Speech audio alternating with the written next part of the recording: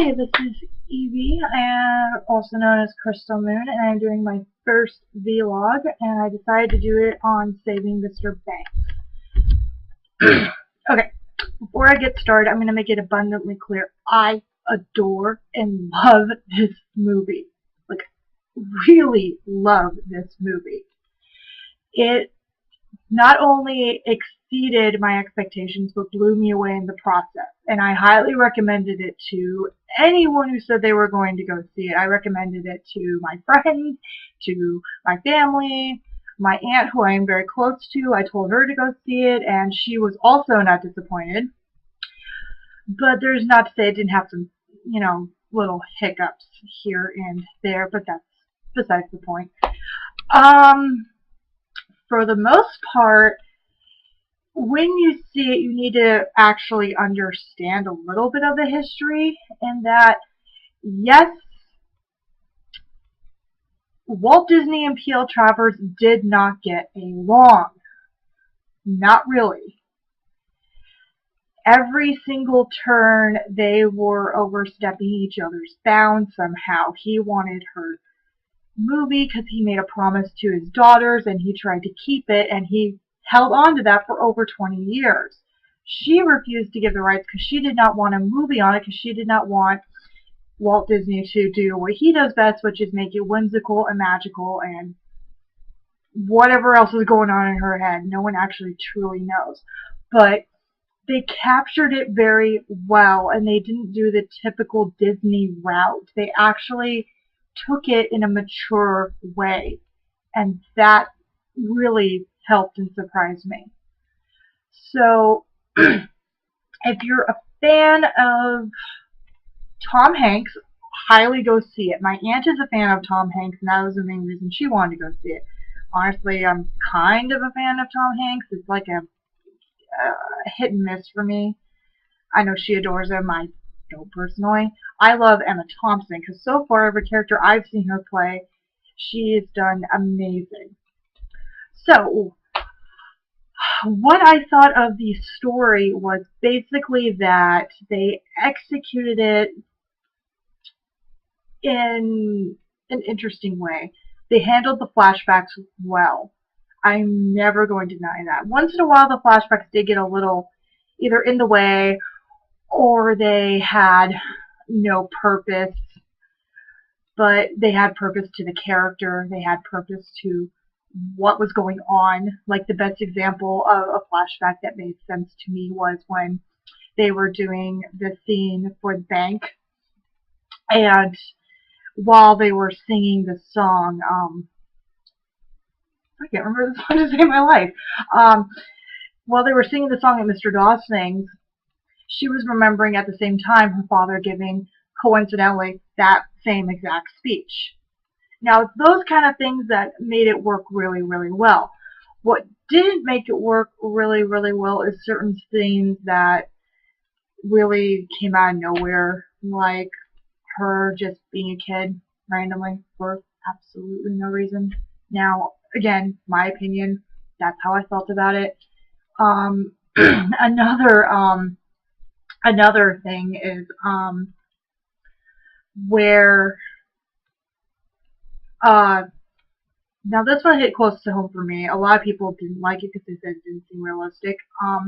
Is when, spoilers, anyone who doesn't want to hear this might as well shut it off right now.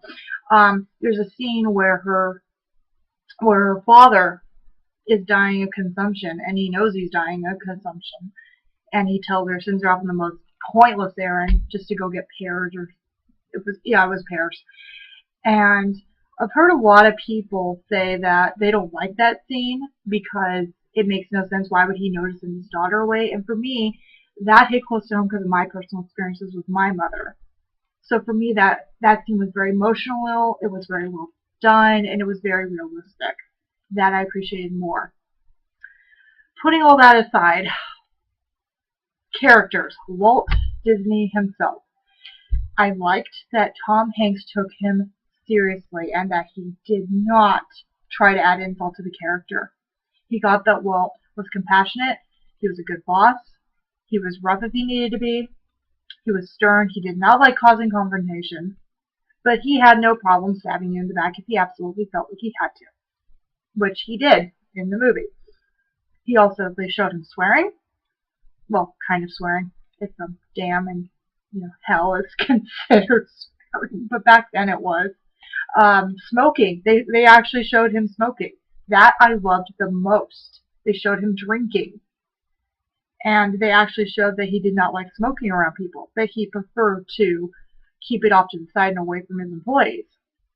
P.L. Travers, how Emma Thompson handled that. She handled her very well. She was a very stern, set in her ways person, and she only did it because she had no money left whatsoever. None. And that was good to see the desperation and the lengths that she was going to go to try to save her house and everything. But at the same time, she didn't want to do it. She went in knowing exactly that she didn't want to do it, and she even made it abundantly clear. Now, I will admit, when I first saw the movie, I could not see past the bitchy persona. I could not get past it. I couldn't see that she opened up in the middle, that she opened up at the end. I could not see that. It wasn't until my husband watched it with me and pointed out, she's not as bitchy as you say she is. You need to really do this again. So I did, and I stepped back, and he was right. In the scene of Let's Go Fly a Kite, she actually gets up and dances with them and has fun and actually gets engaged. That's where she starts lightening up. There is, of course, a scene. Again, I don't want to totally spoil the movie, but there is a couple scenes where her and Walt actually have a disagreement, and she leaves completely. Just says, "Screw it, I'm done." And Walt actually does what he can to recommence her. But overall, I see the movie. And then I highly recommend, after seeing Mr. Banks, watch Mary Poppins. Seriously, watch it. It will blow your mind more. I actually decided to rewatch Mary Poppins directly after watching when I first saw Saving Mr. Banks, thinking that, I recognize some of the references. I recognize the drawings. I recognize the songs. The name change for the mother I didn't know about. Why they had her as a suffragette. They explained it all. And when I watched it, my mind just got totally blown. So, yeah, I highly recommend it. It is a good movie. Do not assume it's going to be bad. No, you do not see the making of Mary Poppins, but you do see before and you see the premiere, the important parts for this movie and for this story. It is basically the story. You can look at it two different ways. You can look at it as it is P.L. Travers' story. It is her story about her saving her beloved Mary Poppins. And then there's another story. There's also Disney, Walt Disney, trying to keep his promise and get something yet. In reality, he's not used to being told no to, so he will do anything to get it. And it shows how those two of opposite worlds and opposite beliefs come together and try to make a compromise.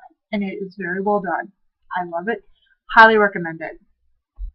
So with that being said, this is my first vlog, and hopefully I'll have more to do in the future. Whenever I go see a movie in the theaters, I'll try to vlog about it, but if I forget, don't be surprised. Or if I see like a good show or a movie, I'll try to vlog about that. But look forward to more of these in the future. Alright, bye.